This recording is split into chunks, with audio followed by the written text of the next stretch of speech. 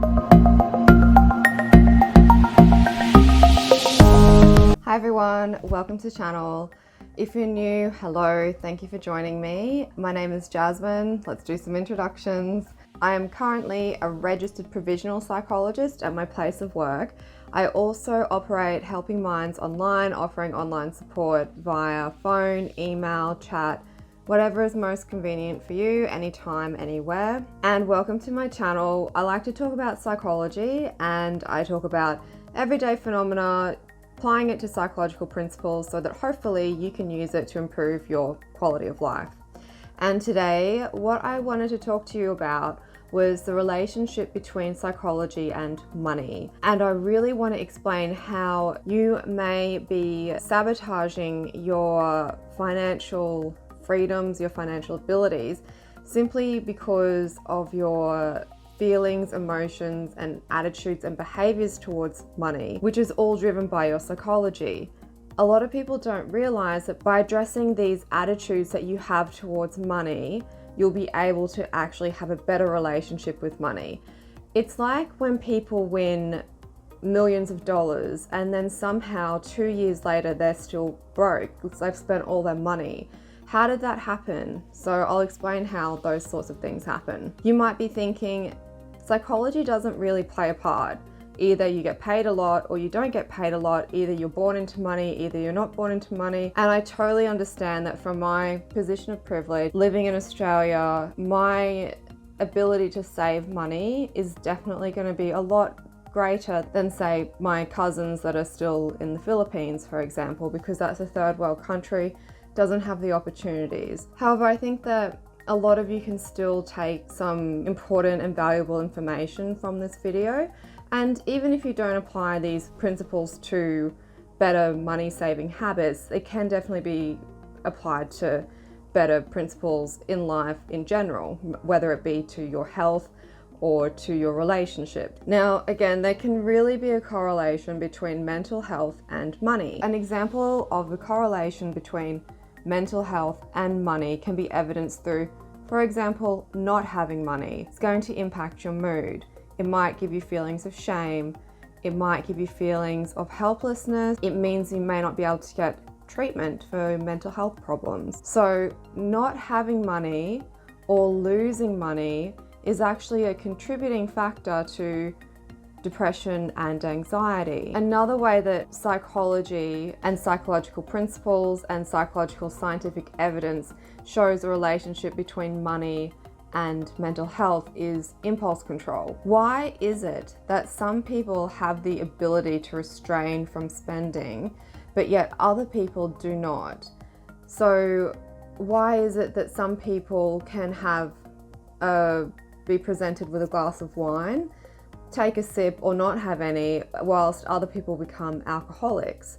All of this can come down to one big contributing factor, which is impulse control. So what are impulses? I'll give you a quick general overview. An impulse is basically a thought that goes through your mind of wanting to do something. So for example, when you're a child, you might have the impulse to take all your clothes off and run around naked. And you'll do it. More than likely, you will do it until you reach an age where you learn that that is inappropriate, and therefore you learn to control that impulse. As you get older, you might have an impulse to eat the entire block of chocolate. Some people might, some people will have one piece and they'll put the rest away, and they just know that, you know, if I eat all of that chocolate, I'm gonna feel sick. It's not good for my blood sugar levels, it's not good for my skin. All of the reasons that we know that we shouldn't eat that block of chocolate, but other people just ignore that voice and they give into their impulses. So impulses is a naked part of your brain, uninhibited, saying, I want, give it to me. But then your logic takes over, cognitive processes take over that essentially say, no, these are the reasons X, Y, and Z why you can't have that. So why do some people have poor impulse control? What drives some to eat that whole block of chocolate or drink all of that wine, yet others don't? Well, a lot of it actually has to do with your parents and how they parented you. their parenting style specifically. There are essentially 4 parenting styles: authoritarian, authoritative, permissive, and uninvolved. Authoritarian is parents who are really strict, parents who use punishment to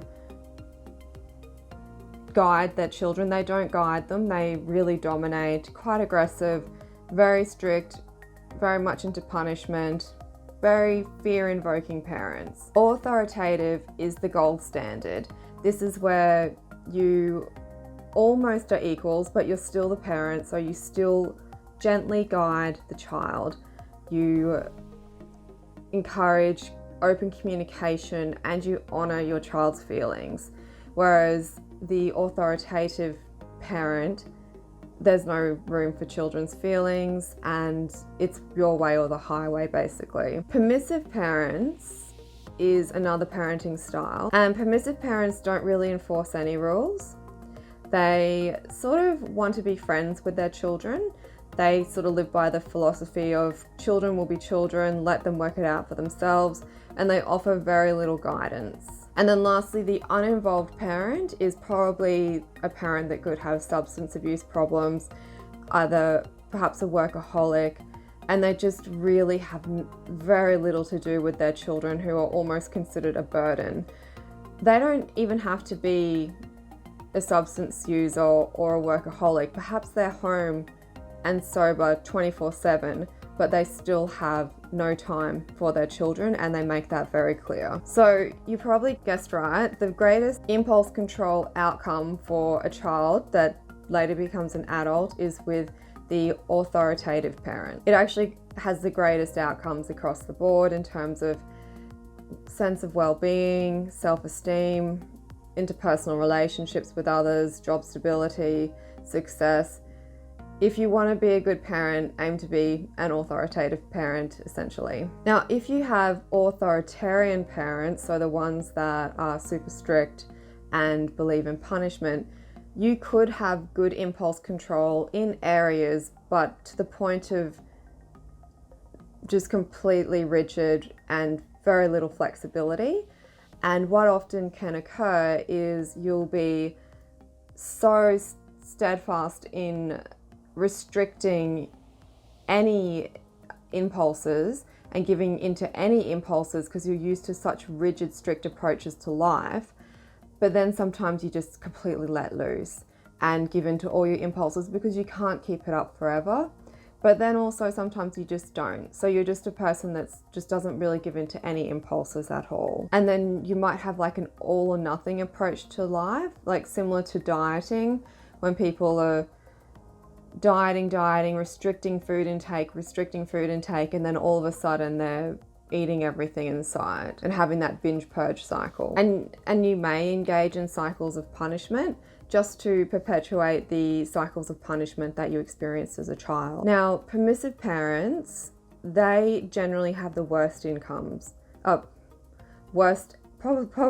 the worst incomes too, but the worst outcomes, for impulse control for their children as they turn to adults, because they had very little guidance. They were allowed to give into every impulse. So if they wanted to strip off and run around naked, even at the age of 12, they were allowed to do it.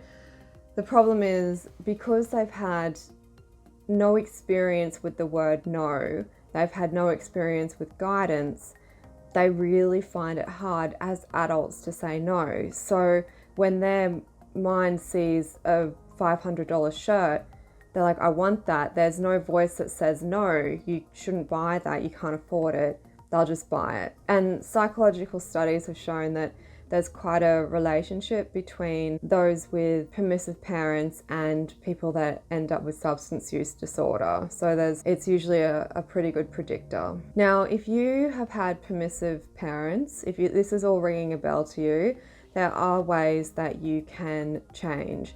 There are ways that you can tackle this, and I'm going to give you all some practical exercises at the end. And these exercises should help people that have problems with impulse control, and it can help people to just generally say no and start saving money and being better with their finances too. There is a big relationship between your psychology and your history and how you handle money. Say you've had the authoritarian parents who had those cycles of punishment and shame and feeling bad. What can end up happening is that you'll spend all of your money so that then you can feel that shame again, so you can continue fulfilling that cycle, strengthening that wire in your brain that's saying you need to feel sadness and sorrow and punishment and shame.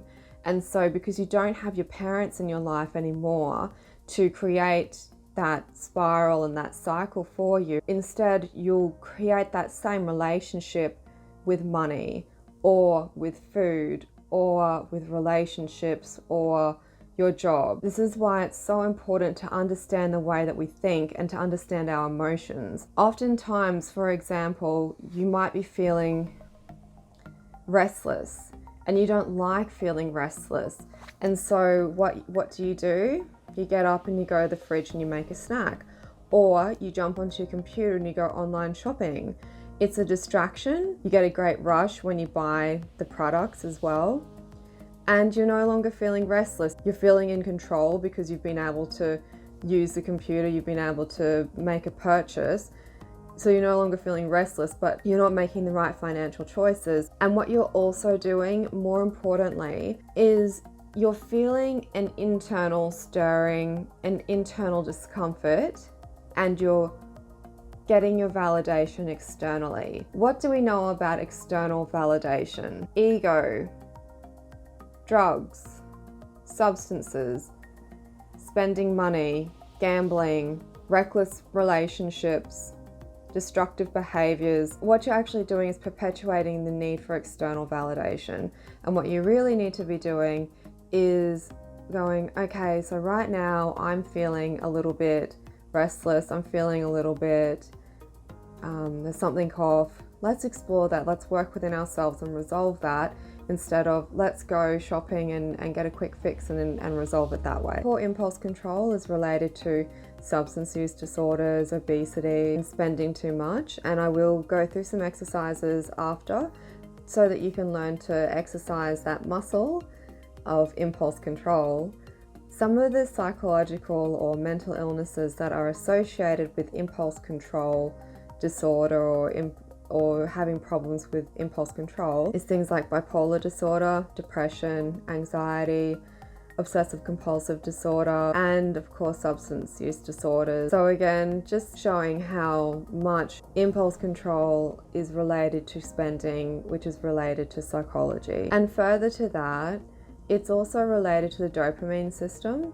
So the dopamine system is responsible for impulse control, cognition, so just awareness and being able to think, and sensitivity to reward. So that's why sometimes certain drugs really stimulate the dopamine system, and that's why you keep going back for more and more. I'm pretty sure cocaine is one of them. And impulse control, it's so important actually that if we are working with a sex offender, I know their crime is abhorrent, but if we're working with them and we want to reduce their chances of reoffending, we'll actually do cognitive behaviour treatments that are aimed at improving impulse control. So they may have the impulse to sexually attack a woman, but they're not, we need to strengthen their muscle so that they don't act on it. And again, the relationship between psychology and money, if you find that you're in this perpetual loop of just constantly being in debt, what you'll find is you just feel miserable. You're like, oh gosh, I'm $15,000 in debt. How am I ever going to overcome it? I just feel so lost. I feel ashamed. What am I going to do? I need to feel better. And so then I go out and spend more. Because when I go and buy that shiny pink top or that nice new handbag, momentarily I feel better, but obviously all you're doing is getting further into debt, getting further away from freeing yourself of of that sort of burden. Now, the last thing I want to point out too is the relationship between money and codependence. So this is pretty important because a lot of you may not realize that this is happening to you and that you're actually being a victim in this trauma bond. So let's pretend that you have a parent who has quite a bit of money and they like giving you money because it makes them feel in control, makes them feel needed. And the more money you spend and the more debt that you seem to get in, the more money they seem to give you and the closer the two of you become. What they're doing is they're enabling you. It's like a drug. It's not as malicious as a drug addict giving a person drugs, but what is actually happening is they've got the prize, which is money. You want it, and they dangle it, and then if you meet all their conditions of their love, then they'll give you that money. And it's just enabling you, it's keeping you dependent on them. It's not that malicious. It's usually due to their own self-esteem problems because they don't think that you could possibly love them without you getting something out of it. So don't hate them for it, just break the cycle. Show that you're an independent person and create new bonds with people that aren't trauma bonds. So trauma bonds are enabling, fixing one another, and codependence. So I hope I have shown and demonstrated the relationship between psychology and money, and how when psychology and mental health and well-being goes a little bit haywire, how the byproduct and the consequence can often be felt in your pocket. Now for some practical tips. Once you learn to start saying no, and once you learn to stop giving into your impulses, that muscle gets stronger and stronger. That wire in your brain starts to fire, and for every time that you say no, that wire just gets stronger and a current just runs across it more and more. And then those old wires within your brain that said yes, given to your impulses, yes, buy it, yes, this, they start to deteriorate, and there's no neurons running along those wires anymore. So they'll eventually just be replaced with the new ones, which are telling you that no, I'm a responsible, I'm an accountable adult, and I'm capable of monitoring my own finances and being financially responsible. And the other thing is too, like, as you start to become accountable for your money, that's a muscle. And then you'll start to become accountable for more of your actions, be it your eating habits, your exercise habits, your relationship habits, your work habits. You'll just, if you approach all of those things with recklessness, it's going to have a negative impact on them. However, if you approach those elements of life with an attitude of being an accountable, responsible adult, you'll be able to reap the rewards. And obviously, like, I'm not about greed and capitalism or anything like that. It's just about having enough money to look after ourselves, and it's contributing to our well-being. So it is an uncomfortable subject. People don't like talking about money, but it is something that we actually all need. And now I'm just going to give some practical tips on money saving. And I really have to give this disclaimer that this is general advice. I'm not a financial advisor. This information is really just general advice. And if you want to know specifically how to handle your money, then speak with a financial advisor. You can tailor something that's specific to you. But here's some things that maybe you just want to consider. And you'll find as well, perhaps, that through understanding how money works and empowering yourself with money, it will actually improve your confidence, your knowledge, your self-esteem, and your belief in yourself and your own capabilities. So one thing I would recommend you to consider is saving money. And you don't have to save $5,000 this year. just save $5 this week if you want to, and then do it every week. And just at the end of it, you might go, gosh, that was easy. I'm really looking forward to saving my next $50. Once you've been able to master your ability to save, consider how to use that money to make money. So, for example, investing. Now, I really will caution anybody with any serious impulse control problems or gambling problems to steer clear of the stock market, because that rush and the adrenaline that you get from trading stocks can be quite similar to gambling. So just do not go there if that's a problem for you, or if it could be a problem for you if there's history of that in your family. But you might really benefit from coming up with something, joint ventures with your friends, investment properties, listen to money saving podcasts, and also just start budgeting and getting in control, because oftentimes, like, one way to relieve anxiety is to have a sense of control. So if you have a budget in place and learn to stick to it, have different bank accounts. One of the main things people often do is they get paid, and then any money that's left they save. Doesn't work that way.